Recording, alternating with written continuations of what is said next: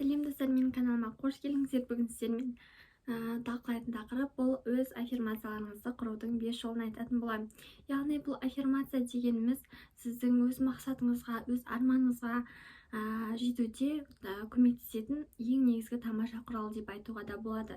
Яғни дұрыс айту, дұрыс ойлау, жалпы бұның барлығы жаңағы танымал адамдардың өмірін өзгерткен болатын.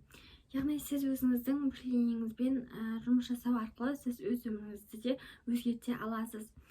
Яғни сонымен қатар аффирмация құрудың біріншіден ол өмірден шын мәнінде не қалайтыныңызды анықтау.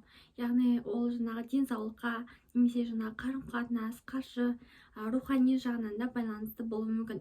Екіншіден сіз ол нәрсені неліктен қалайсыз?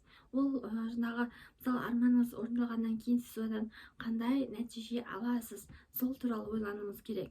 Үшіншіден ол жаңағы қалағаныңызға қол жеткізу үшін сіз не істеуіңіз керек? Мысалы сіздің мысал ретінде келтіріп өтейін.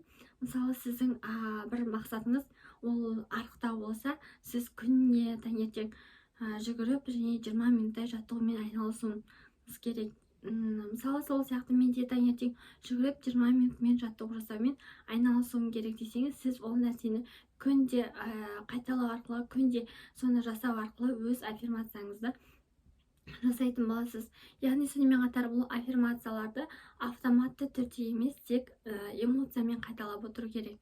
Яғни бұны күнделікті қайталап отырумен қатар өзіңіздің жеке блокнотыңызға жазу арқылы да сіз өз мақсатыңызға жете аласыз. Яғни бұл аффирмация дегеніміз осы өзіңіздің былайша айтқанда самооценкаңызды көтеру. Өз мақсатыңызға жету үшін жаңағы өзіңізді самооценкаңызды көтеріп блокнотқа жазу және де мақсатыңызға жетуде не істеуіңіз керек, оның барлығын сіз ойланып күнделікті қайталап отыруыңыз қажет.